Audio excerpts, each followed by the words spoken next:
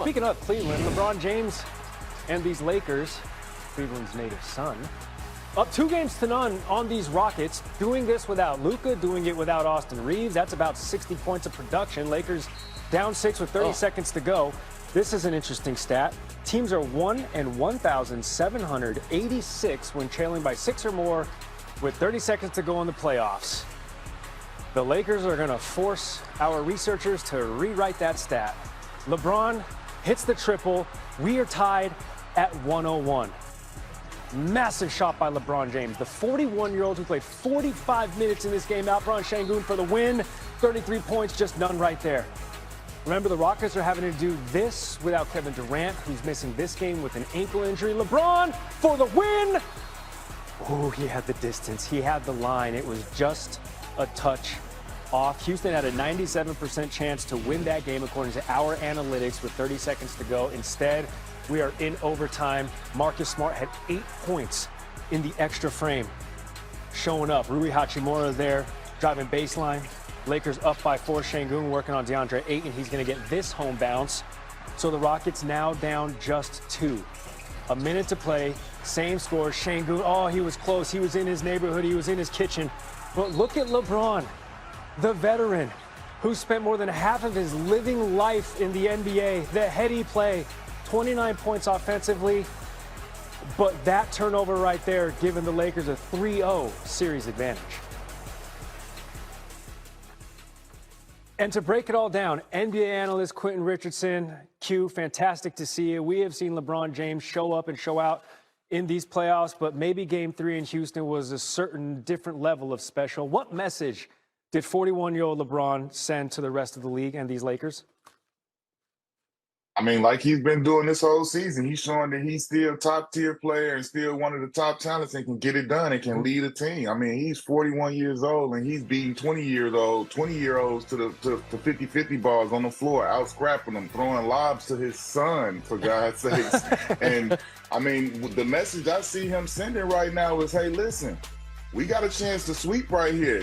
Don't let me get rest. Don't let me get Luka and AR back, and we can possibly be really freaking scary in these playoffs if you guys give me a chance to rest up. If we could sweep Houston and then they can get to that next series and get Luka and AR, I don't know what might happen out in LA. They were sizable underdogs coming into this series. They really were. And back east, meanwhile, we didn't even know if we would have Jason Tatum this season at all. And here he is, Q. He's putting up 25 points. He's playing 42 minutes in this series, giving Boston a 2-1 series lead. How do we put it into perspective? How do you define what Jason Tatum's doing right now? I literally don't, guys. I don't know how I was thinking about it when I'm watching. I was talking to some of my peers that's played in the league, guys that's had injuries and stuff, and it's like you don't expect a guy to come back and to be this good, this fast. We all, like all of us was giving him like, yeah, he can come back. We expect him to, go out there and just ease his way back. We didn't even put a points on it, how many he would score. And for him to be out here doing these things and looking like he's in mid-season form, like he's been playing all season long, this is just unbelievable, and it speaks to the level of commitment that he put into his training and how hard he worked to get back. Because to be this far ahead of schedule is insane to me. I've never seen it. Randy's already calling Lakers Celtics NBA Finals. I He said, is "Whoa, not. Randy, slow it down, slow it down." A lot of playoffs left, and that's maybe a good thing. Q for the 3-seed Knicks and the 3-seed Nuggets, who find themselves both down 2-1 in their respective series. In your estimation, which 3-seed though is in the most trouble? I say Denver, guys. I say Denver. When I look over there and I don't see an Aaron Gordon in uniform, Peyton Watson, who's another versatile defender for them, I think they're in the most trouble. They're playing against a hungry Minnesota team, and we know what Ant-Man can do. And look how good Rudy Gobert has been playing and Jaden McDaniels. And so I think when you look at it, New York still has a chance, although they down 2-1 out there in Atlanta. I feel like Atlanta is not as dangerous a team as Minnesota to go against. So yeah, man, I think Denver is in trouble right now. They gotta overcome this and get back in it. They can get even, and it's tonight, 8:30 Eastern on ABC. Q Rich, we appreciate the insight as always. Yes. Seeded OKC heading to Phoenix, looking to grab a 3-0 series lead. A win tonight would mark the 3rd consecutive postseason OKC has taken a 3-love lead in the first round. Then tipping off at 1 p.m. Eastern, Detroit heading down south for Game 3 against the Magic. Pistons are going to build off of a dominant defensive effort in Game 2, holding the Magic to its lowest scoring output of the entire season. 8:30 Eastern, Nuggets looking to even up their series against the Timberwolves, avoid their first 3-game losing streak in the playoffs since 2022. Ant-Man has been outstanding for Minnesota. And then there's arguably the most electric series of the first round. New York looking to even things up against Atlanta after a Game 3 heartbreaker fueled by that clutch shot from the Hawks' C.J. McCollum. And that's where we start with our NBA senior writer, Vince Goodwill. Vince, our part-time colleague, C.J. McCollum, has now closed out the Knicks in each of the last 2 games. So dare I ask, what is New York's approach now to containing our fellow cast member? Well, you got to see a little bit of it in Game 3 when the Knicks put Josh Hart on C.J. McCollum for a period of time, and it kind of slowed him down, except on that last possession where Miles McBride was guarding C.J. McCollum for that last bucket. And that is a change that the Knicks are considering, is pulling Mikal Bridges, who only played 5 minutes in the second half, and on the spot duty, he's minus 26, maybe pulling him for Miles McBride to start Game 4. The Knicks know they cannot afford another slow start in Atlanta. Mike Brown said it's going to be a game-time decision. He would not tip his hand, but clearly benching Mikal Bridges and putting Miles McBride in is an option. Both conferences, meanwhile, East and West, are awaiting the return of stars, a combined 14-plus feet of human being. Let's start in Philadelphia. What's the latest you're hearing on Joel Embiid? Well, Joel Embiid went through shoot-around, and he's going through basketball conditioning, and he's done all the check marks since having his appendix surgery, but he was not able to go last night. He was not cleared by the Philadelphia 76ers training staff. We all know the 76ers lost last night. Another day in between for Game 4. It could be possible that he returns for Game 4. And if we go out west in Portland for Victor Wembanyama, this is where things start to get interesting. He's dealing with a concussion, of course, but he made the trip to Portland, which is a huge development for them. San Antonio, of course, beat Portland last night in Game 3. That gives them a little bit more of a cushion. Victor pushed the play last night, but the training staff ruled against it. They do have more time to play with, so it could be possible that Victor Wembanyama returns for Game 4 in San Antonio as well. All right, that one's coming your way tomorrow. That's 3:30 Eastern on ESPN. Vince Goodwill with the latest on SportsCenter. Thank you, sir. Let's talk more about it. Sports betting analyst Aaron Dolan joining the program. EKD, great to see a lot of injured stars, as you just heard, but we can always bet on and count on Nikola Jokic being out there. Really Denver's hope. What is the move surrounding him tonight? So I'm looking at Jokic to go over 30.5 points tonight. And this points prop continues to increase each game, despite him hitting under his points prop in every game during this series. But eventually, things are going to turn around for him. He's only averaging 25 points per game through this series. But again, a guy like Jokic, to me, feels like he's due for a big scoring night. We know that once in a while, he can drop 40 or plus points. So I just think knowing that Minnesota is up 2-1 in this series, Jokic is going to have a big game. And considering this prop continues to increase, of course, the books feel he's due as well. It's going to be Jokic over 30.5 points. 27 points in Denver's Game 3 loss to those Timberwolves. Who else, EKD, do you like to go over their point total today? So I'm looking at Jalen Brunson to go over 27.5 points. Just like Jokic, each game of the series, his prop continues to increase, but he's averaging 28 points per game in this series. He also holds the Knicks record in the postseason with 8 40-plus point performances. So he's one of those guys that's reliable. We know the minutes are going to be there. The opportunity is going to be there. And again, they don't want to go down more games, so I do think if they're going to win this game, Jalen Brunson is going to have a big game, so I like him over his points prop of 27.5.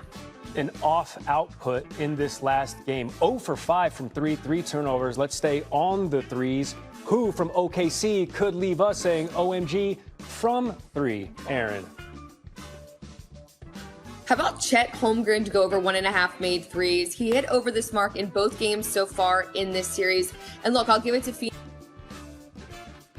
They're a very good team of defending the three. They're holding opponents to 35% shooting from beyond the arc, but when it comes down to playing against OKC, that jumps to 40%. We also know that Jalen Williams is going to be out, so there should be opportunity for a guy like Chet, who's gone 5 for 12 already from beyond the arc. So I do like him to go over 1.5 made threes tonight.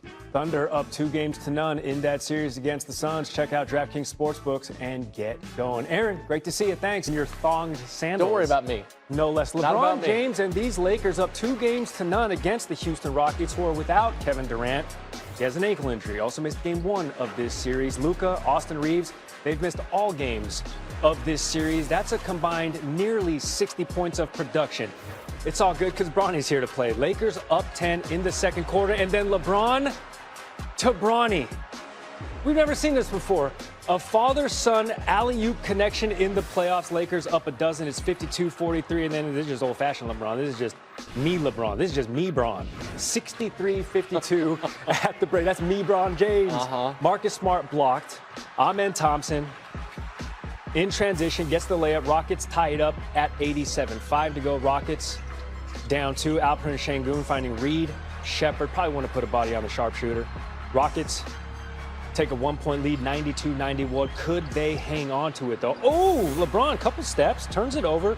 Keep an eye on him, taking his time, down court. Okay. Şengün running past him, flashing. Şengün with the left-hand finish. Randy said it was an extra step. I don't know. 99-95, Rockets take a lead. 46 seconds to go. And I'm going to give LeBron a break here. He played 45 minutes of this game for the 41-year-old. Şengün throwing it down in transition. The Rockets up 101-95 with 30 seconds to go. ESPN Analytics gave them a 97% chance to win the game at this point. But then things get squirrely. LeBron with the triple, 13 seconds to play. We are tied.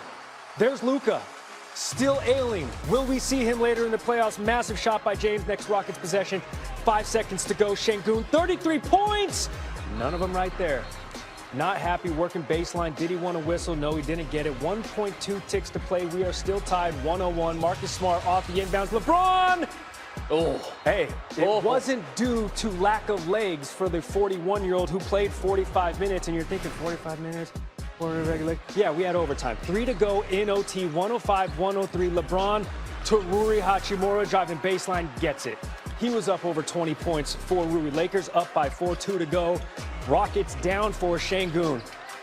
Beastin', bodying on DeAndre Ayton, gets the home bounce there. So the deficit is 2 for Houston, who does not want to fall in an 0-3 hole. No team has ever come back in league history from doing such.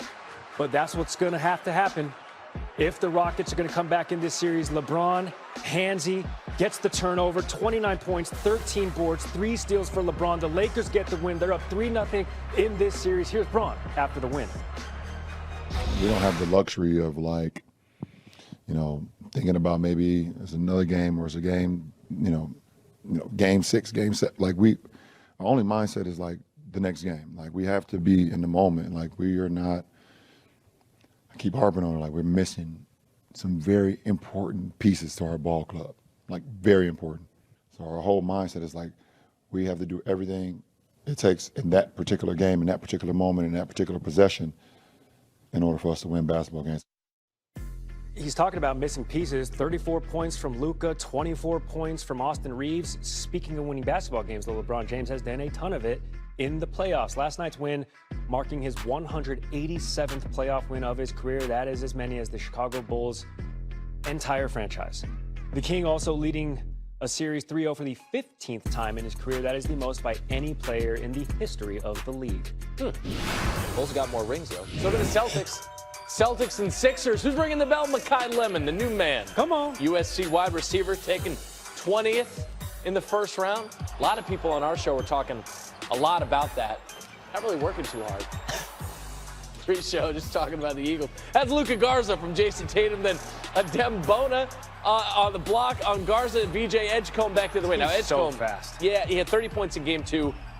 Oops, back to reality in game 3. 10 points, 10 rebounds, though, and the Sixers would trail by 7 at the break. Tyrese Maxey, part of a backcourt, held to just 17 points in the first half. This backcourt came alive in the second half. Maxey, the pull-up 3. Maxey drive, a little fall-away baseline, working on his 8th career 30-point game. Sixers cut it to just 1. Now it's 2.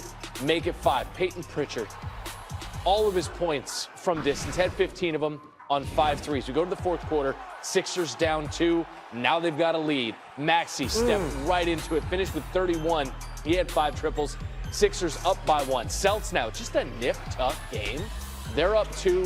Jaylen Brown had 25 points. Our show scared me back Celtic, then. it was a lot of blood. Celtics up by 4, a lot of scar tissue, and just scarring in general. This scarring for Sixers fans, that's Tatum. That's a 3. He was 5 of 9 from distance. A couple of them were late in the shot clock, late in the game. 25 for him, 3,000 career playoff points for the Celtics to do it. They win 108-100, back on top of the series. Here's Tatum on leading, winning, and scoring, but not 100%. I can't stress it enough. The fact that I just get to, put my uniform on and run out there with the team is a win for me, right? And, obviously I'm not 100% yet and whatnot, but the amount of joy I've been able to find of, just being back out there and being out there with my teammates was like all I think about. Yeah, this was like a game 7 for us. Even though it's a long series, we definitely wanted to come back and respond after dropping 1 on our home floor. Can't lose 2 games in a row in the playoffs. That's tough. So this was a big win for us. Got to relearn some press conference etiquette. Who's walking in front of the camera in the middle of Is this a Jaylen good Brown's time? answer? Is this a good time? History backs up what he had to say, though. Boston's a perfect 6-0 when taking a 2-1 series lead against Philadelphia in any best-of-7 series. ESPN analytics also backing him up, giving the season 89% chance of winning this series. First home playoff game in Portland since 2021 at the Sicko Moda Center. Victor Wembanyama going to miss this game because he sustained that concussion when he fell in the second quarter of game 2. That's okay because De'Aaron Fox is here. 18 points for Fox and a chipped tooth for Deni Avdija. I believe the NBA dental insurance is going to get that one all fixed up. 6 assists, 2 for Fox. 6 to go in the third, 77-67. The Blazers up here. Drew Holiday, playoff experience, helped lift Banner 18 in Boston. 29 points, 5 and 9 from 3. Blazers were up by as many as 15 points, as a matter of fact. But then the Spurs started chipping away. Keldon Johnson hits a 3. Spurs 12 and 6 without Wemby. By the way, Dylan Harper cleans that up, and then 17 seconds left in the third. De'Aaron Fox, once again, he's not the step scorer. He's the scorer who stepped up. That's it. The Spurs up 1 after 3. Let's go to the 4th. Harper, come on. Oh, come on. The rookie, 27 points off the bench, throwing it down. How does he lean his back to avoid the defense like that? Demonstrating I it. did. Look, D-Wade, CP, they're impressed. Spurs up 3, 7 to go. Steph Castle, championship experience at the collegiate level. This is all part of a 10-0 run as the Spurs go up 8. Remember, this is a 23-point swing. The Blazers were up 15. Castle, turnaround, fade. You can catch this fade, too. 33 points. Spurs win. They're up 2 games to 1 in the series. San Antonio, we talked about it, down 15 in the third. Wound up winning by double digits. It is their largest comeback in the playoffs since Game 5 of the